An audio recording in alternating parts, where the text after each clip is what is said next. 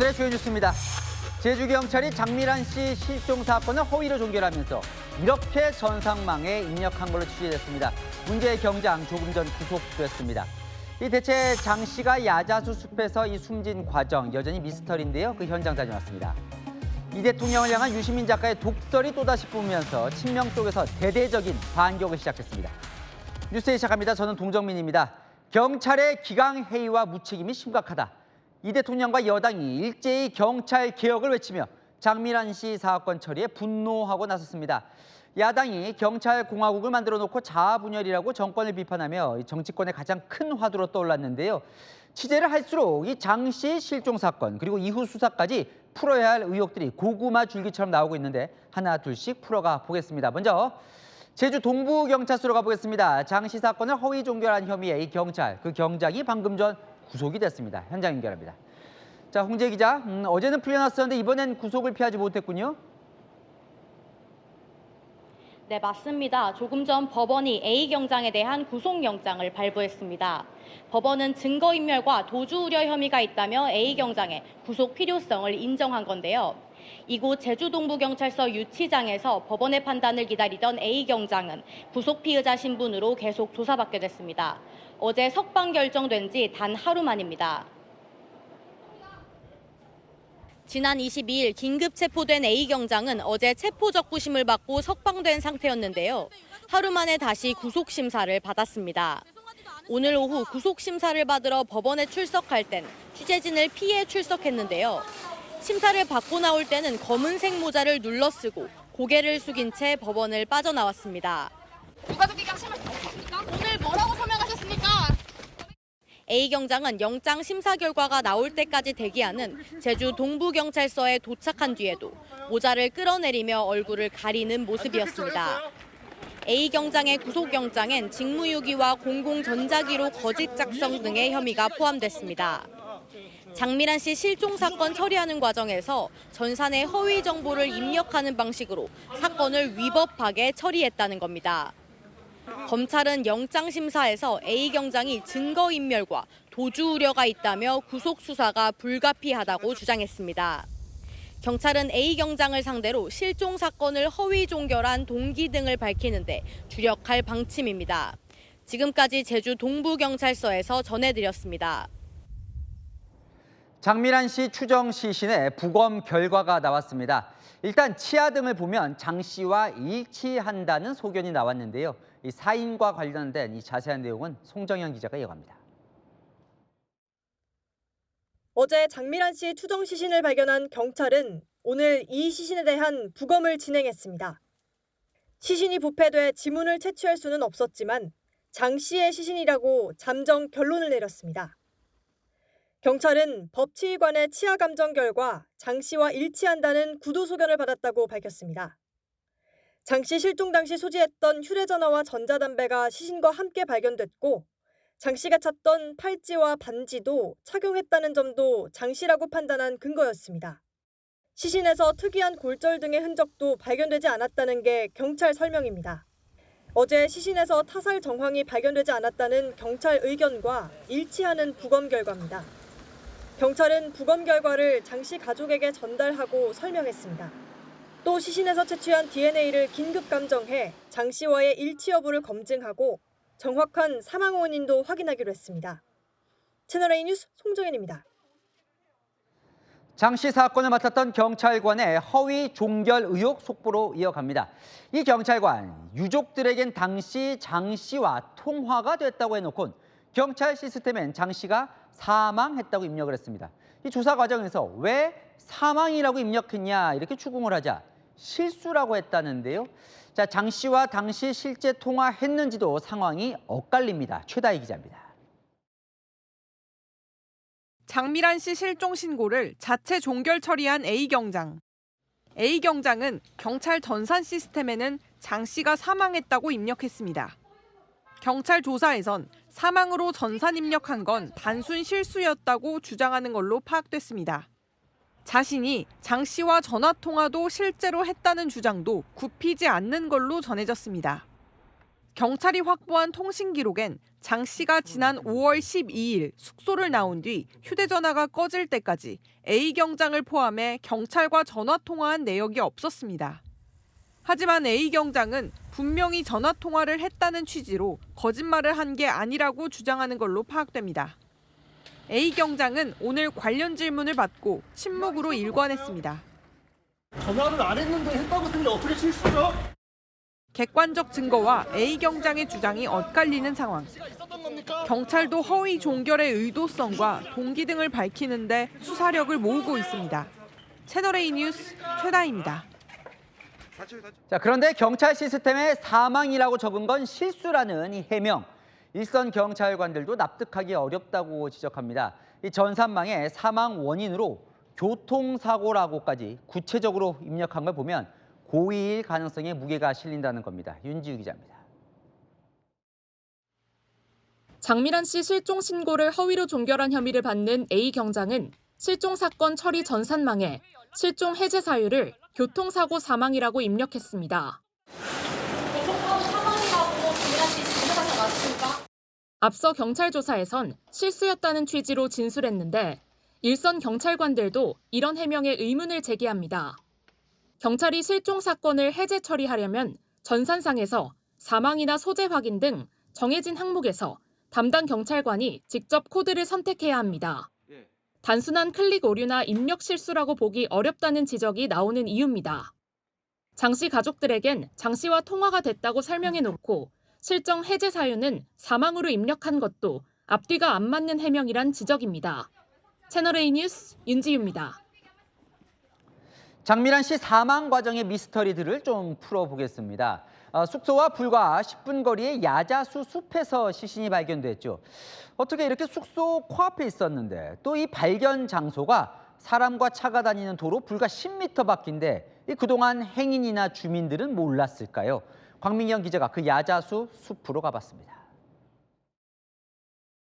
장미란 씨 시신이 발견된 제주 한림읍 야자수 숲. 앞쪽으로 양배추 등을 재배하는 채소밭이 넓게 펼쳐져 있고 건너편엔 비닐하우스 농장이 보입니다. 야자수숲과 비닐하우스 농장 사이 왕복 2차로 도로가 있어 사람이나 차량이 쉽게 오가는 곳입니다. 도로와 야자수숲을 구분지어주는 돌담도 성인 무릎 높이에 불과해 쉽게 들어갈 수 있고 도로에서 시신이 발견된 지점까지 직선거리도 10m 정도밖에 떨어져 있지 않습니다. 시신 부패가 진행됐지만 인근 주민들은 시신의 존재를 전혀 의심하지 못했습니다. 야자수숲이 울창해 밖에선 안쪽이 들여다 보이지 않는 데다 역한 냄새 등도 맡을 수 없었다고 말합니다.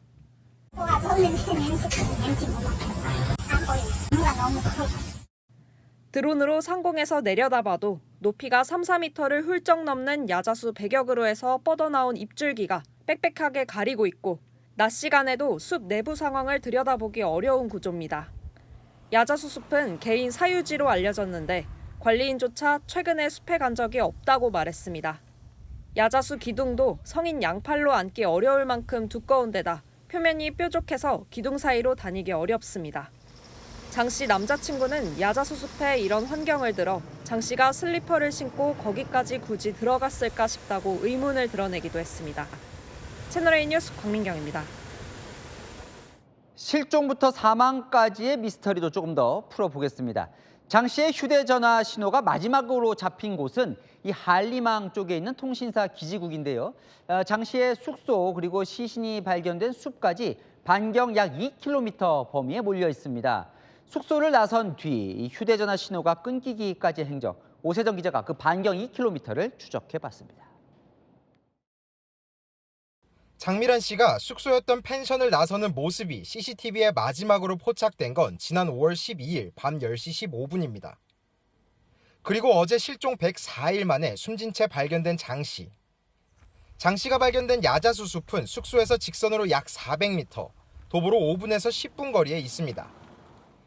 장 씨 숙소에서 야자수 숲까지 직접 걸어가 봤습니다. 숙소를 나서자마자 양배추밭 사이로 좁은 길이 이어지고 잠시 뒤 갈림길이 나옵니다. 이 중 야자수 숲으로 이어지는 길은 2개. 두 길 모두 길을 비추는 가로등이 거의 없고 방범용 CCTV도 찾아보기가 어렵습니다.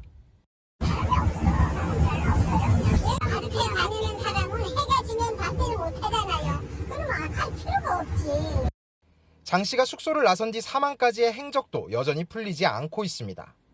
장 씨가 숙소에서 야자수습으로 직행했는지, 한림항 등 인근 다른 장소를 들렀는지 등이 아직 확인되지 않아서입니다. 장 씨의 휴대전화 신호가 마지막으로 잡힌 곳은 한림항 근처 이동통신사 기지국입니다. 신호가 잡힌 통신사 기지국 반경 2km 내에는 경찰 수색이 진행됐던 한림항을 포함해 시신이 발견된 야자수 숲이 포함돼 있었습니다. 장 씨가 사망한 이후 시신 옆에 있던 장 씨 휴대전화가 꺼질 때까지 계속 신호를 보냈을 가능성도 있지만 사망 전 기지국의 신호 수신 반경 안에서 다른 장소를 들렀을 가능성도 배제할 수 없습니다. 경찰도 장 씨의 사망 전 동선 규명에 속도를 내고 있습니다. 채널A 뉴스 오세정입니다. 네, 지금부턴 장미란 씨 사건이 허위로 종결된 이후에도 이어진 경찰의 부실한 대처 의혹 단독 보도로 이어갑니다. 경찰이 이번 실종 사건의 핵심 증거인 112 최초 신고 녹음 파일을 확보하지 않은 걸로 파악됐습니다. 허위 종결 의혹이 나온 이후에도 보관 조치를 하지 않아 진실을 밝힐 기초 자료를 자동 삭제되도록 방치한 겁니다. 김호영 기자가 단독 보도합니다. 친구들한테도 연락이 안 된다고 하니까 이제 그때 제가 112로 전화를 해서 신고를 한 거죠. 장미란 씨에 대한 최초 112 실종 신고 녹음 파일은 지금 남아있지 않습니다. 3개월 보관 기간이 지나 자동 삭제된 겁니다. 5월 실종 신고가 처음 접수된 이후 2달 뒤 2차 신고에 허위 종결 의혹이 불거졌고 전담 수사팀이 꾸려진 뒤 이달 제주경찰청도 직접 수사에 나섰지만 최초 신고 녹음 파일 보관 조치는 없었고 삭제됐습니다. 112쪽으로는 통보나 뭐 이런 게 온 게 없으니까. 경찰이 3개월이나 허송세월을 하다 보니 증거가 완전히 없어져 버렸습니다. 경찰이 기초 증거조차 확보하지 않았다는 지적이 나옵니다. 최초 신고 내용이 수사에 가장 기본되는 내용이기 때문에 범죄 혐의가 있는지 없는지를 정확히 판단하기 이전에 자료가 삭제됐다 하는 것은 충분히 좀 문제가 있는. 경찰 측은 A 경장에 대한 수사 의뢰가 급선무였다며 신고 파일 없이도 수사에 지장이 없다고 판단했다고 해명했습니다. 채널A 뉴스 김호영입니다. 여기서 끝이 아니었습니다. 백골 시신으로 발견된 또 다른 실종자 60대 남성의 가족들은 소식이 끊긴 가족을 찾기 위해 다시 실종 신고를 하려 했지만 경찰은 받아주지 않았습니다. 그런데 당시 경찰 실종팀은 이미 장미란 씨 사건이 허위로 종결됐다는 사실을 알고 있었던 걸로 파악됐습니다. 이어서 김지유 기자가 단독 보도합니다. A 경장의 실종 신고 허위 종결로 제대로 된 수색 작업 없이 숨진 채 발견된 60대 남성. 남성의 가족들은 지난달 6일 경찰서에 세 번째 실종 신고를 하러 제주 서부경찰서를 찾아갔지만 실종팀에서 거부당했다고 주장했습니다. 세 번째 갔을 때 어머니 혼자 또 갔어요. 찾아달라 요청을 했어요. 저희 어머니한테 그럴 거면 딴 데 가서 알아보래요. 그런데 이 시점에 제주 서부경찰서 실종팀은 A 경장이 장미란 씨의 실종 사건을 허위 종결한 걸 이미 알고 있었던 걸로 파악됐습니다. 장 씨 실종 사건이 재접수된 후 A 경장의 허위 종결을 인지하고도 A 경장이 담당했던 실종 사건 재접수를 안 받아주고 그냥 돌려보낸 겁니다. 제주 서부경찰서 관계자는 장 씨 사건이 허위 종결된 건 다들 알고 있었지만 60대 남성 사건도 A 경장이 처리한 건진 몰랐다고 해명했습니다. 60대 남성의 가족은 장 씨 사건이 언론 등에 보도되자 다시 경찰서를 찾아갔고 다음 날 남성의 시신이 발견됐습니다. 경찰은 오늘 제주 서부경찰서 전현직 서장과 형사과장, 실종팀장 등 4명을 대기 발령하고 감찰에 착수했습니다. 채널A 뉴스 김지우입니다. 이런 가운데 제주에선 또 다른 실종자의 시신이 발견됐습니다. 사흘 전 실종 신고된 70대 남성이 바다에서 숨진 채 발견됐습니다. 최근 며칠 사이 제주에서 발견된 실종자 시신만 벌써 4번째입니다. 김대욱 기자입니다. 제주 지역의 한적한 마을 앞바다입니다. 해상에서 남성 시신이 발견된 건 그제 새벽 3시쯤. 낚시꾼이 발견해 해경에 신고했습니다. 신원 확인 결과 시신은 70대 남성 A씨로 드러났습니다. 지난 16일부터 제주에 와 있었는데 전날 실종 신고가 접수된 상태였습니다. 점심을 먹으려고 가보니까 유서 발견돼가지고 그렇게 해서 신고를 집도 싹 정리되고 해가지고 시신이 발견된 곳은 A씨가 머물던 곳과 10km가량 떨어져 있습니다. 부검에선 외상 등 특이사항은 발견되지 않았습니다. 해경은 현재까지 범죄 혐의점은 없는 것으로 보고 있습니다. 최근 제주에서 실종자 또는 실종 추정자 시신이 발견된 건 지금까지 4구에 이릅니다. 채널A 뉴스 김대욱입니다. 전직 경찰관이 제주에서 저지른 끔찍한 범행도 알려졌습니다. 이혼 소송 중이던 아내를 살해하고 달아난 전직 경찰관이 긴급 체포됐습니다. 강경모 기자입니다. 마스크로 얼굴을 가린 남성이 공항 밖으로 나옵니다. 이혼 소송 중이던 50대 아내를 살해한 혐의를 받는 전직 경찰 A씨가 제주경찰에 압송되는 모습입니다. 피해자에게 미안하지 않으세요?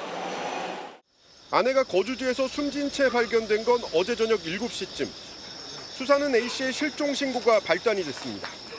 지난 23일 A씨 가족이 연락이 끊겼다며 서울 지역 경찰서에 신고한 겁니다. 경찰은 다음 날 A씨가 자주 가던 경기 구리와 부인이 사는 제주 서귀포에 공조를 요청했습니다. 오전에 집을 찾은 경찰은 빈집인 줄 알고 그대로 돌아갔고 오후에 방문해 유리창이 깨진 걸 보고 내부를 수색해 숨진 여성을 발견했습니다. 추적에 나선 경찰은 경기 지역 숙박업소에서 숨어있던 A씨를 긴급 체포했습니다. 체포 직후 범행을 시인한 것으로 알려집니다. 경찰은 A씨가 지난 22일 제주로 들어와 다음 날 새벽 범행한 것으로 보고 있습니다. 23일 날 새벽으로 보고 있습니다. 실종 신고할 때 당시는 이미 범행이 다 이루어진. 서울에서 근무하던 A씨는 제주에서 1년 정도 근무하다 퇴직했습니다. 이후 홀로 서울로 이주한 것으로 알려집니다. 있다가 가셨다고 들었어요. 처음 내려오셨을 때는 같이 사셨습니다. 두 분이 내려오셨어요. 앞서 법원이 주거지 접근 금지 명령도 내렸지만 이를 어기고 범행한 것으로 드러났습니다. 채널A 뉴스 강경모입니다. 그런데 이번 제주 실종 사건을 두고 온라인에선 확인되지 않은 소문과 의혹이 빠르게 퍼지고 있습니다. 온갖 루머가 제주에 대한 불안감을 조장하고 있습니다. 배정현 기자가 보도합니다. SNS에 제주 실종 사건을 검색하자 관련 글들이 쏟아집니다. 타사를 의심하는 내용부터 중국인들의 범행 연루설, 경찰의 A경장 비호설까지 온갖 추측성 글들로 도배됐습니다. 경찰이 사실관계를 일부 밝혔는데도 소문과 의혹이 난무하는 겁니다. 타사를 의심할 만한 흔적이 없다는 거죠. 아직까지는 그렇습니다. 밤에 쓰레기 버릴 때 2인 이상 움직이라는 경고 문구부터 제주 여행 가기 무섭다거나 제주도 불매운동 하자는 부정적 게시글도 적지 않습니다. 방송인 홍해걸 씨도 제주는 건장한 남성도 혼자 다니면 안 된다는 SNS 글을 썼다가 논란이 되자 삭제하고 사과문을 올렸습니다. 제주 관광업계는 촉각을 곤두세우고 있습니다. 억울하긴 하죠. 아무래도 제주도 덜 오지 않을까. 아무래도 그런 소문이 나면 그 지역에 가고 싶겠어요. 근거 없는 루머가 더 확산되기 전에 경찰이나 행정당국이 나서 진화에 나서야 한다는 목소리가 나옵니다. 채널A 뉴스 배정현입니다. 국회 본회의장도 아닌 운영위 상임위장에 이례적으로 무기명 투표를 위한 기표함이 등장했습니다. 국민의힘 이진숙 의원에 대한 제명 촉구 결의안이 범여권 주도로 국회 운영위를 통과했습니다. 이기상 기자입니다. 국회 운영위원회 회의실에 이례적으로 기표함이 설치됐습니다. 범여권 의원들이 한 명씩 기표소 안으로 들어갑니다. 투표를 마친 의원들은 갈색 투표함에 명패와 투표용지를 각각 집어넣습니다. 개표가 끝나고 결과지가 한병도 운영위원장에게 갑니다. 총 투표수 17표 중 가 17표로 의사일정 제2랑 국회의원 이준숙 제명 촉구 결의안은 가결되었음을 선포합니다. 국민의힘 의원들이 표결에 반대하며 불참한 채 5.18 민주화운동 재조명 토론회로 논란이 된 이진숙 국민의힘 의원 제명 촉구 결의안은 상임위를 통과했습니다. 한 국회 관계자는 운영위에서 의원 제명 촉구 결의안 투표가 진행된 건 거의 처음으로 알고 있다고 했습니다. 국민의힘은 다수 여당에 폭거라며 반발했습니다. 이 의원은 SNS에 이렇게 5.18 성역파는 완성되는가라고 적었습니다. 채널A 뉴스 이기상입니다. 유시민 작가가 이재명 대통령을 향해 또 쓴소리를 했는데요. 수위는 더 세졌습니다. 왕정, 귀족정, 오만한 권력자다. 친명계는 저주를 퍼붓고 있다며 개에 비유하며 맹폭을 퍼붓습니다. 이해주 기자입니다. 유시민 작가가 어젯밤 한 유튜브 방송에서 이재명 대통령을 거세게 비판했습니다. 전당대회와 보궐선거 공천을 언급하며 대통령이 여당 당대표를 픽해서 당선시키려고 하는 건 왕정 또는 귀족정이라며 마시간 정당이라고 맹비난했습니다. 이 대통령을 향해 굉장히 오만한 권력자 모습이라면서 1년밖에 안 됐는데 윤석열 정부 때와 비슷한 증상들이 참 많다고 주장했습니다. 이제 3자가 곧 나온다며 대통령 지지율이 30%대까지 떨어질 거라 전망했습니다. 친명계는 전당대회 이후까지 독설이 이어지자 유 작가를 향해 폭발했습니다. 더민주 전국혁신회의는 비평이 아니라 소음이라며 개가 짖어도 기차는 간다고 비판했습니다. 정진욱 의원은 저주의 독설가 유시민은 이제 작가가 아니라 무당이라고 했고 박지원 의원은 자신의 몸값을 높이는 전술이라며 내란 세력 집권을 돕겠다면 커밍아웃하라고 비판했습니다. 박홍근 기획예산처 장관도 함께 판 우물에 침은 뱉지 말아야 한다고 경고했습니다. 이재명 정부에 대한 비판선을 넘어서는 거잖아요. 예. 그래서 애정을 가지고 있는 뭐 비판이 아닌 것 같아서. 친청계 한민수 최고위원도 유 작가 발언에 전적으로 다 동의하진 않는다며 거리를 뒀습니다. 채널A 뉴스 이혜주입니다. 네, 사건 사고 소식도 알아보겠습니다. 정부까지 나서서 싹 뿌리 뽑겠다고 한 광장시장 바가지 논란, 종지부 찍는 날이 올까요? 달라지겠다는 약속 몇 달이 흘렀는데요. 광장시장은 정말 달라졌을지 현장 카메라 팀의 답은 지금부터 확인해 보시죠. 김동아 기자입니다. 이 500원짜리가 문제입니다. 거스름돈에 껴있으면 안 됐던 겁니다.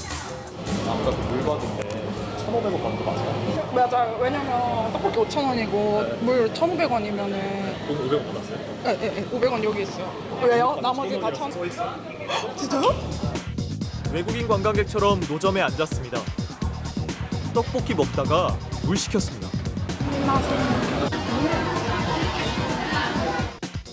여기가 문제입니다. 메뉴판에 물은 1,000원입니다. 영문도 모르고 물값 500원 더 냈습니다. 다음 날 다시 갔습니다. 이번엔 그냥 한국말로 물었습니다. 한병 달라주실 분 얼마 해요? 1,000원이에요. 메뉴판에 적힌 대로 부릅니다. 취재진인 걸 밝혔습니다. 여기 한 4일째 돌아보고 있었거든요. 저희 취재진이 와서 물 시켰는데 그때 1,500원 받으시더라고요. 다른 데서 물을 대주는 사람한테 갖고 오면 이 물에 한 개 잡수시게 들어와. 그럼 난 1,500원에 팔아야 되잖아. 나도 500원을 받아야 되잖아. 그러면 그날 약간 시가인 거예요? 시가가 아니라 여기서 물을 못 갖고 왔을 때 1,500원에 판다고 했잖아. 그러니까 그러면 사장님이 언제 물을 어디서 가져오냐에 따라 가격이 달라져. 그게 바가지가 아니라는 소리지. 메뉴판만 보고 1,000원 받던 분은 갑자기 1,000원 달라고 하시고. 그 지금 그거 물어보는 거야. 난 그거 여기서 안 팔을 거야. 그냥 저기 앞에 사다 먹으라고. 사실 메뉴판 자체도 문제가 있습니다. 이 집엔 물 2,000원이라 적힌 또 다른 메뉴판도 있었던 겁니다. PD는 회를 좋아합니다. 그런데 한 접시 비우고 떠난 뒤 이런 장면이 찍힐 줄은 몰랐습니다. 남긴 쌈채소를 처음 꺼냈던 곳에 다시 넣습니다. PD 젓가락 닿았던 편마늘과 편고추도 냉장고로 다시 들어갑니다. 채널A 방송도 쌈채소랑 마늘, 고추 재활용하시는 거 제가 봐가지고 된다고 그래서 내가 AI한테 물어봤는데 AI가 어떤 거던데요? 상추 제대로 된 거야. 그러면 그냥 다 재사용하시는 거예요? 상추 사용하고 된다고. 근데 이런 거는 막 젓가락으로 해서 먹으니까 좀 그렇지 않아요? 마늘, 고추 이런 거는 재활용 안 할게요. 구청에 문의하니 이런 답이 돌아왔습니다. 8개월 만에 다시 돌아본 겁니다. 이런 우려되는 모습도 있었습니다.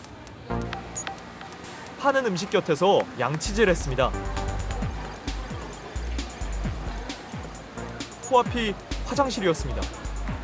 원래 자주 하세요? 아니 안 하게.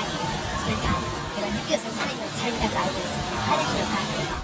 가격 표시 미준수나 비위생, 음식 재사용과 같은 상거래 질서 위반 행위에 대해서는 저희가 현장에서 즉시 조사해서 엄정 조치하도록. 구청이 이런 거 막겠다고 6월부터 벌점제 운영합니다. 우리가 본 장면들 다 벌점 대상입니다. 그런데 3달 동안 벌점 1점이라도 받은 곳이 단 한 곳도 없습니다. 실수라는 해명도, 바뀌겠다는 약속도, 뿌리 뽑겠다는 공언도 공허하게 들리는 이유일 겁니다. 우리가 전체 많이 열심히도 살아요. 하는데 몇 명이 좀 이렇게 실수를 하고 그럽니다. 현장 카메라 김동아입니다. 네, 처서가 지났는데도 가을은커녕 여름이 다시 찾아온 듯합니다. 경남은 37도에 가까운 불볕더위가 다시 시작됐습니다. 낙동강에 녹조가 번지고 더위 때문에 자연 발화하는 일까지 벌어졌습니다. 배영진 기자가 취재했습니다. 푹푹 찌는 날씨에 공원의 인적이 끊겼습니다. 뙤약볕에 노출된 바닥 온도는 55도를 넘어가고 나무 아래 그늘도 40도를 넘습니다. 시민들은 쿨링포구 아래에서 더위를 식힙니다. 킥보드 타고 학원 가는 길이었는데 너무 더워가지고 땀이 너무 뻘뻘 나요. 도심에도 시민들 보기가 쉽지 않습니다. 조금이라도 햇볕을 피하려 양산과 마스크로 중무장한 채 거리를 오갑니다. 더위 때문에 안 쓰면 너무 얼굴도 많이 타고 땀도 흐르기 때문에 제가 지금 60세인데 이렇게까지 더운 적 한 번도 없었어요. 오늘도 경남 합천과 부산 오륙도 낮 기온은 37도에 육박했습니다. 경남 양산과 창원 낮 기온도 36도를 훌쩍 넘어 한여름 날씨를 방불케 했습니다. 하늘에서 바라본 강은 초록색 물감을 타놓은 것 같습니다. 폭염이 장기화되면서 낙동강의 녹조가 극성입니다. 수온이 30도 안팎까지 오르면서 조류경보 경계 단계가 발령됐습니다. 폭염이 이런 식으로 계속 장기화되고 한다면 녹조 문제는 더욱더 심각해질 것 같습니다. 폭염 속에 깨를 짜고 남은 부산물이 자연 발화로 불이 나는 일까지 벌어졌습니다. 인명피해는 없었지만 주택 일부가 탔습니다. 올해 들어 어제까지 전국 폭염 일수가 20.1일로 평년의 2배 수준에 달합니다. 열대야도 16.4일로 역대 2위 수준입니다. 기상청은 우리나라를 뒤덮은 이중 열섬 현상이 여전한 만큼 다음 달에도 더위가 이어질 것으로 보고 있습니다. 채널A 뉴스 배영진입니다. 네, 지난주 수마가 핥히고 간 통영은 아직 복구 작업이 한창입니다. 그런데 상황이 심각한 일부 지역이 특별 재난 지역에서 빠졌습니다. 피해 현장에 홍진우 기자가 다녀왔습니다. 지하 주차장 침수로 차량 100여 대가 잠겼던 아파트. 물은 겨우 빼냈지만 주차장은 여전히 출입이 통제 중입니다. 흙탕물을 뒤집어 쓴 차량들도 그대로입니다. 고장난 승강기는 언제 가동될지 기약이 없습니다. 한 10월 이상, 많게는 한 달 정도 걸린다고 하는데 지금도 안 내려오십니다. 못 내려오시죠. 토사에 무너져 내린 집은 아수라장입니다.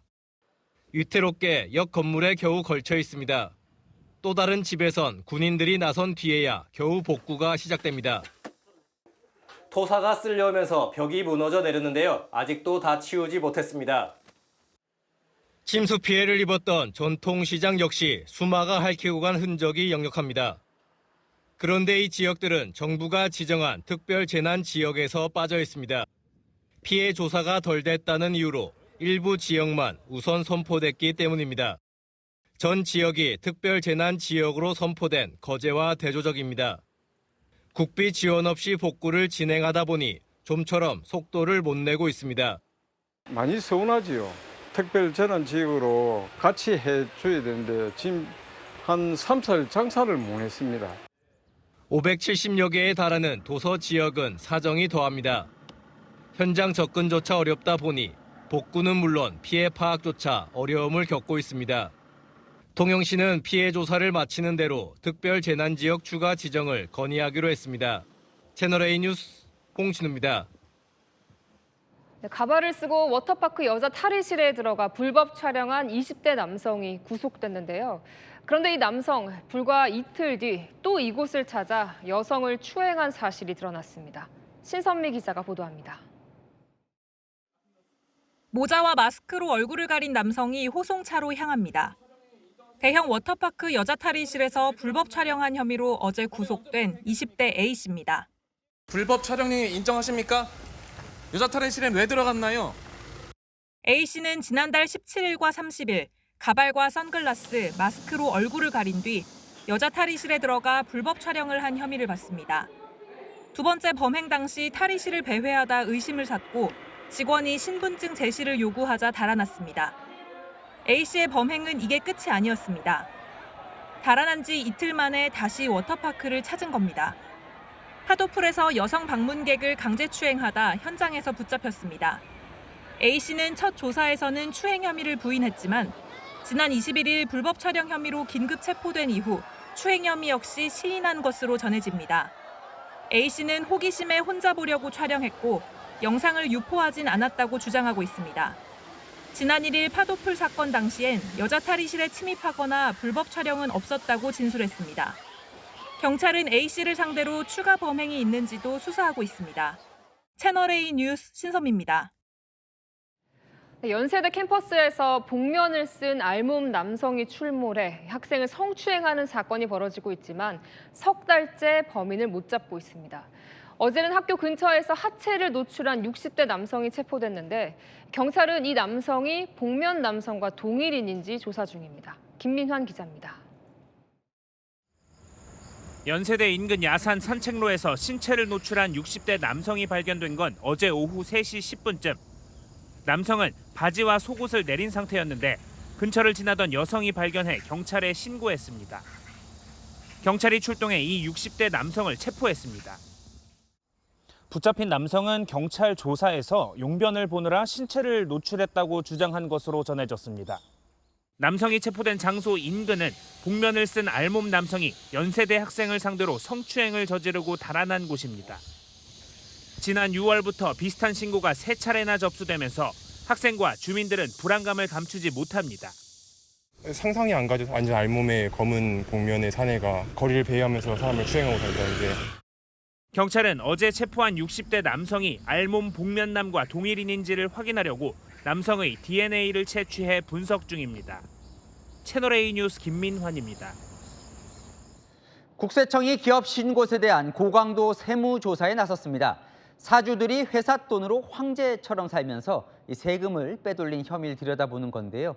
구체적인 의심 사례들을 우현기 기자가 취재했습니다. 서울 한남동의 한 고가 주택단지. 법인 차량용 연두색 번호판을 단 고급차가 정문을 나옵니다. 시가 100억 원에 달하는 고급 주택을 법인 명의로 사서 회사 돈으로 인테리어 공사까지 한 뒤 사주 일가가 이 집에 거주한 겁니다. 한 법인은 서울 용산구 소재 200원대의 고급 주택을 취득하고 100억 원대 호화 인테리어 공사까지 회사 돈으로. 서울의 한 고급 오피스텔에도 법인 차량들이 줄지어 들어갑니다. 한 기업이 시가 60억 원에 달하는 고급 오피스텔을 사들인 뒤 회사 오너에게 빌려줬는데 관리비 수준의 임대료만 내고 살았다고 합니다. 강원 지역의 한 고급 콘도도 직원 복지를 위해 샀다면서 사주 일가가 독점했습니다. 저희는 꼬박꼬박 세금을 잘 내고 있는데 오히려 돈이 많으신 분들이 오히려 더 이렇게 세금을 안 내고 허탈한 기분이 좀 많이 들고요. 국세청은 대기업 5곳을 포함해 세금을 빼돌린 혐의가 뚜렷한 기업 50곳에 대해 고강도 세무조사에 착수했다고 밝혔습니다. 채널A 뉴스 우현기입니다. 미국 자선 경매에서 500억 원대의 낙찰이 되며 화제를 모았던 페라리의 첫 전기차가 국내에 왔습니다. 국내 판매 가격은 8억 원대로 예상이 되는데요. 초고가를 내세우며 속속 출시되고 있는 이 럭셔리 전기차들 김태우 기자가 취재했습니다. 묵직한 소리를 내며 질주하는 차량. 그런데 이 차, 엔진이 없습니다. 페라리가 처음 내놓은 순수 전기 스포츠카, 루체입니다. 엔진 대신 전기 모터에서 나는 소리를 키워 스포츠카 특유의 달리는 맛을 살렸습니다. 지난 5월 이탈리아에서 처음 공개된 데 이어 국내에도 첫 선을 보였습니다. 차량 보니 스타일은 내연기관 모델에 비해 짧고 매끄럽게 바뀌었고 내부를 보시면 기어 변속기가 사라지면서 앞좌석 공간도 한층 더 넓어졌습니다. 처음엔 청소기를 닮았다거나 마우스로스라는 등 디자인 논란에 휩싸였지만 최근 미국 자선 경매에서 신차 역대 최고가에 낙찰되며 분위기가 확 달라졌습니다. $40 million. The car is sold. 국내 판매 가격은 8억 원대 중후반이 유력하다는 전망입니다. 롤스로이스와 제규어 등 전통적인 고급차 브랜드들도 잇따라 전기차를 내놓고 있고 현대차도 전기차 GV90을 공개하며 이 시장에 뛰어들었습니다. 희소성과 고급화를 앞세워 상위 1% 소비자를 사로잡으려는 전기차 경쟁이 격화되고 있습니다. 채널A 뉴스 김태우입니다. 마트 가서 장 보고 계산할 때마다 물가가 많이 올랐구나 느끼는데요. 이 가족이 삼겹살 한번 구워 먹으려고 해도 4만 원 훌쩍 넘게 든다고 합니다. 김지훈 기자가 직접 장을 봐서 삼겹살 한 상 차려봤습니다. 오늘 저녁은 삼겹살을 먹어볼까 마트를 찾았습니다. 구이용 삼겹살을 고르고 쌈 싸먹을 채소, 김치, 쌈장, 마늘도 담아봅니다. 정말 한 가족이 다 뭐 한 2, 3만 원이면은 충분히 먹을 수 있었어요. 어느 날부터인지 가격이 조금 올라가면서도 그 양도 줄어든 것 같고. 그 야채도 상당히 많이 올라가가지고 좀 사기가 부담이 가네요. 삼겹살 먹기가 조금 약간 그 겁날 정도로 진짜 많이 올랐어요.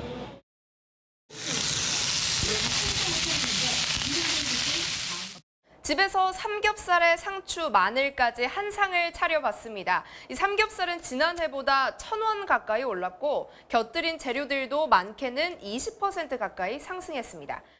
소비자원에 따르면 올해 상반기 삼겹살 1인분 재료 평균 가격은 1,191원. 지난해 같은 기간보다 밥상 물가가 11.8% 오른 겁니다. 봄철에 고온도 좀 빨리 왔었고요. 뜨거우면 이제 크지를 못하는 거죠. 이제 단해당 수확량 자체가 적게 나타날 수밖에 없습니다.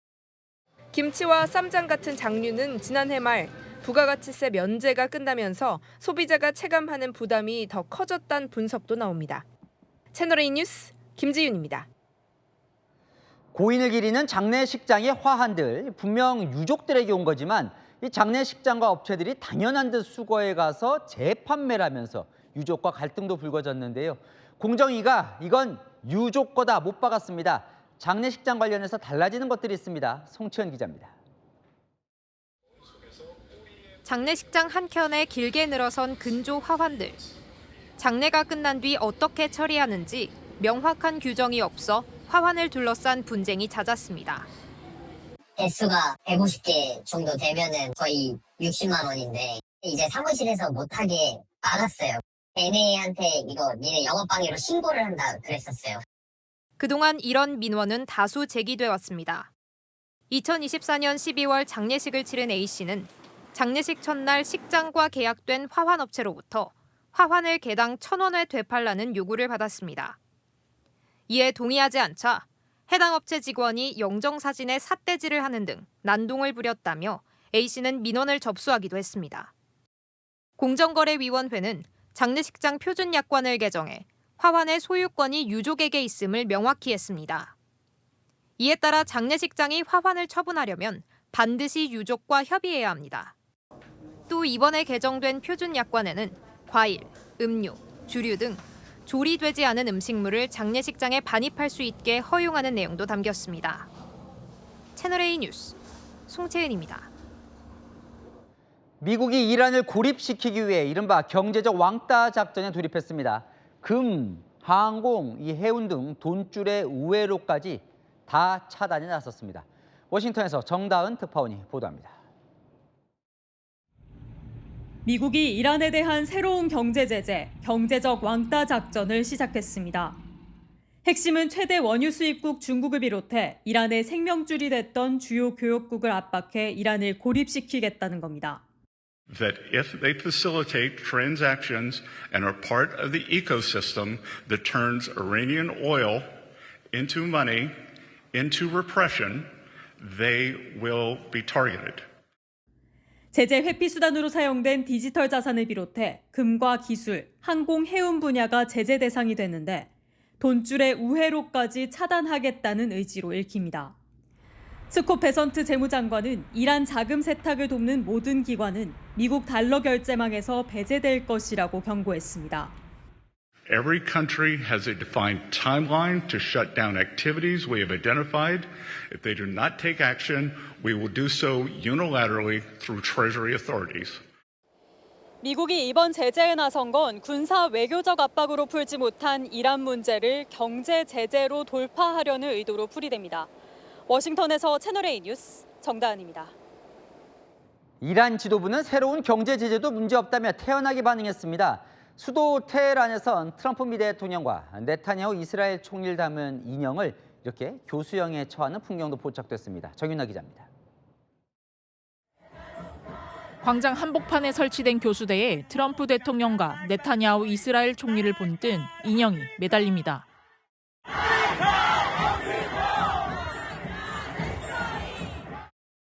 미국의 전방위적인 압박에 이란 내 반미 여론도 고조되고 있습니다. 이란 국영TV는 최근 트럼프 막내 아들 배런을 겨냥해 주변 인맥과 경호망을 추적하는 영상까지 방송했습니다. 우리 돈 약 140억 원에 달하는 현상금까지 언급한 걸로 전해집니다. 미국의 새로운 경제 제재와 함께 이란의 리알라 가치는 전쟁 전 수준으로 추락했지만 이란 지도부는 문제 없다는 반응입니다. برای این در واقع برنامه‌هایی که دارن از قبل مدت‌ها قبل منتظر این ایام بودیم که اینها می‌دونستیم که چه برنامه‌هایی رو دارن. 중동 해역의 긴장도 더 높아지고 있습니다. 영국 해사무역기구는 오만 해안 인근에서 유조선 한 척이 정체불명의 발사체에 공격당했다고 밝혔고 친이란 성향의 후티 반군은 홍해 앞바다에서 유조선 암자노를 탄도미사일로 타격했다고 주장했습니다. 채널A 뉴스 정윤아입니다. 트럼프 대통령이 또 김정은 위원장과의 과거 만남 사진을 연달아 SNS에 올렸습니다. 그런데 2차 하노이 정상회담 사진은 쏙 뺐습니다. 올린 사진은 뭐고 뺀 사진은 뭘까요? 박재 기자가 보도합니다. 나란히 산책하는 트럼프 미국 대통령과 김정은 북한 국무위원장. 또 다른 사진에서도 판문점을 함께 걷고 트럼프 대통령이 김 위원장을 바라보는 모습이 담겼습니다. 트럼프는 오늘 자신의 SNS에 2018년 싱가포르 북미 정상회담 사진 한 장과 2019년 판문점 회동 사진 2장을 연달아 올렸습니다. 별다른 메시지를 남기진 않았습니다. 트럼프는 앞서 판문점 회동 사진을 올리며 친분을 언급했고 김정은과 올해 안에 만날 거라고 밝힌 바 있습니다. And you know what? The fact that I get along with him, that's a good thing, not a bad thing. Yeah, I will be. 다만 이른바 노딜로 끝난 2019년 베트남 하노이 회담 사진은 이번에도 올리지 않았습니다. 10월 옥토버 서프라이즈를 어떻게 하면 성사시킬 건가에 진심이죠. 노딜 당시는 제외하고 계속 좋은 관계, 그래서 김정은을 유인해내는 그런 전략에 주력하고 있습니다. 트럼프의 계속된 러브콜에 북한의 호응 여부가 대화 재개의 첫 관문이 될 전망입니다. 채널A 뉴스 박재입니다. 중국 베이징에선 로봇 운동회가 한창인데요. 달리기에선 사람의 세계 기록을 1분이나 제쳤지만 힘을 쓰는 줄다리기에선 시작하자마자 꽈당 고꾸라지기도 했습니다. 현장 분위기 성시훈 특파원이 전해드립니다. 제2회 로봇 운동회가 한창 진행 중인 경기장입니다. 제가 좀 소개를 해드리면요. 왼쪽으로는 줄다리기 경기가 진행되고 있고요. 제 오른쪽으로는 저렇게 격투기가 한창 진행되고 있습니다. 조금 더 와보실까요? 네, 바로 이곳에서는 스트리트 댄스를 겨루고 있고요. 조금 더 안쪽으로 와보시면 네, 로봇들이 빨간 옷과 파란 옷을 입고 저렇게 축구 경기도 하고 있습니다. 기존 종목인 달리기에선 신기록이 줄줄이 쏟아졌습니다. 400m 대형 로봇 결승에선 3위 안에 든 로봇이 모두 인간 기록을 넘어섰고 1500m 결승에선 2분 21초로 인간 세계 기록을 1분이나 앞질렀습니다. 첫 대회 후 1년 만에 기량이 발전한 겁니다. 네, 제 뒤에서 로봇이 춤을 추고 있는데요. 작년보다 움직임이 훨씬 더 자연스러워졌다는 평가. 생각합니다. 更多的这个项目，因为这机器人去年机器人还只会走路，今年机器人又能拔河又能跳远，所以这个发展的非常快。 하지만 올해 추가된 새 종목에서의 기량은 기대에 미치지 못했습니다. 역기를 들어올리는 로봇은 균형을 잃더니 역기를 심사위원 방향으로 내동댕이 치고 고꾸라지고 맙니다. 경기장 곳곳에서 들것에 실려나가는 로봇이 목격되기도 했습니다. 줄다리기는 힘을 제대로 써보지 못한 채 3초 안에 쓰러졌습니다. 所以需要2个机器人的协同能力，就是这种多机协同。可能是我们的问题是我们的手部这个灵巧手的控制不太好，所以我们会有那个橙色脱手。 콩집기나 병따기 같은 정교한 손기술 경기도 추가돼 더 인간다운 모습으로 다가가고 있습니다. 베이징에서 채널A 뉴스 성시온입니다. 일본의 대표 유흥가는 밤마다 성매매 호객 행위가 여전한데요. 일본 정부가 성판매자뿐만 아니라 앞으로는 성매수자도 처벌하도록 70년 만에 법을 바꾸겠다고 나섰습니다. 도쿄에서 송찬욱 특파원이 취재했습니다. 일본 도쿄 신주쿠의 한 골목. 호텔 곳곳에서 성매매는 불법이라고 쓰인 경찰 경고문이 눈에 띕니다. 이 길거리에서 성매매가 많이 이루어지다 보니 이렇게 여기선 사람을 기다리지 말라는 주의문이 붙어 있습니다. 밤이 되면 성매매를 하려는 사람들로 북적이기 때문입니다. 인근 유흥가인 가부키초에서도 안내가 끊임없이 나옵니다. 風俗の客引きにお店の地図を渡されていませんか? それは詐欺です. 이에 일본 정부는 70년 만에 매춘 방지법 개정에 나서기로 했습니다. 기존엔 성매매 호객 행위 등을 하는 판매자만 처벌했는데 이제는 성매수자도 처벌하도록 법을 바꾸겠다는 겁니다. 그동안 단속 과정에서의 처벌 불균형이 논란이 되었습니다. 男性も捕まるということになればいろいろとね、例の新大久保のあたりとかももうちょっとなんとかなるのかもしれないし、いい方向には行ってるなと思います。買う側もやっぱりそこは処罰しないとなくならないんじゃないなと思いますね。今まで売る側だけっていうのは足りなかったのかなっていうふうに思いますね。 특히 지난해 말 12살 태국 국적 소녀의 마사지업소 성착취 사실이 알려지면서 규제 논의가 본격화됐습니다. 買収の相手方に対する処罰の必要性ということで、この売買収にかかる規制の在り方について必要な検討を行うことを、じゃあ法務大臣に指示いたします。 일본에선 성매매 목적의 관광객도 늘고 있다며 실효성 있는 대책이 필요하다는 목소리가 나옵니다. 도쿄에서 채널A 뉴스 송찬욱입니다. 요즘 뉴욕 사람들의 민원 제기 방식이 독특합니다. SNS에 맘다니 뉴욕 시장을 태그하고 요구사항을 말하면 속전속결로 처리된다는데요. 황당한 내용도 많습니다. 뉴욕에서 백승우 특파원이 전해드립니다. 한 남성이 공원을 가리키며 불만을 쏟아냅니다. I'm here in Prospect Park. Water is a necessity. It's a basic human right. SNS에 영상을 올리며 조남 맘다니 뉴욕 시장을 태그한 뒤 식수대를 설치해달라고 한 겁니다. 다음 날 맘다니 시장은 현장을 찾아 새로 설치된 식수대를 공개했습니다. Delicious. Stay cool and stay safe, New York. 이번엔 다른 시민이 움푹 패인 도로를 고쳐달라고 요구하고 바로 메워졌습니다. That quick? I said this shit like literally in the morning. That shit gone already. Nah. 이런 영상들이 화제가 되며 맘다니 이것 좀 고쳐줘가 유행으로 번진 겁니다. 급기야 엉뚱한 부탁도 이어집니다. It's supposed to be a man, specifically my man. Zoran, what are you gonna do to fix this issue? Mamdani, there's too much trash. Mamdani, the tube is too crowded. We need more trains. SNS로 시민과 소통하는 시정 방식이 뜻밖의 놀이문화를 만들고 있습니다.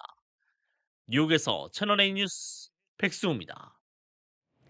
러시아와의 전쟁에서 혁혁한 공을 세운 드론이 우크라이나 열병식에 등장했습니다.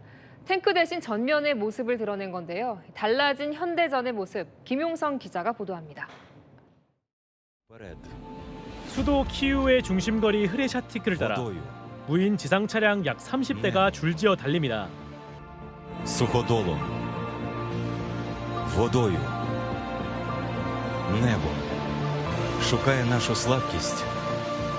Ми створюємо свою перевагу. 링스 프로, 테르미트 등 전투 현장에서 정찰, 보급, 후송 등의 임무를 수행하는 다목적 무인 차량입니다. 드니프로 강에서는 무인 수상정이 물살을 가로지릅니다.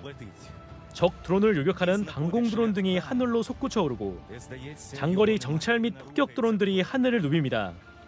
우크라이나 독립 35주년을 기념해 열병식이 열린 건데 군인과 탱크 대신 무인기들이 그 자리를 차지했습니다. 드론을 활용해 러시아 본토에 대규모 공습을 가하거나 무인 수상정으로 흑해 군함과 상선을 타격하는 등 우크라이나 전쟁을 통해 드론은 명실상부 현대전의 핵심이 됐습니다. Сьогодні ми побачимо українську міць, те, чи ми захищаємо життя наших людей. 우크라이나는 지난해만 1,000개 이상의 적 표적을 향해 2,000번 이상의 드론 공습을 진행했다고 밝혔습니다. 채널A 뉴스 김용성입니다.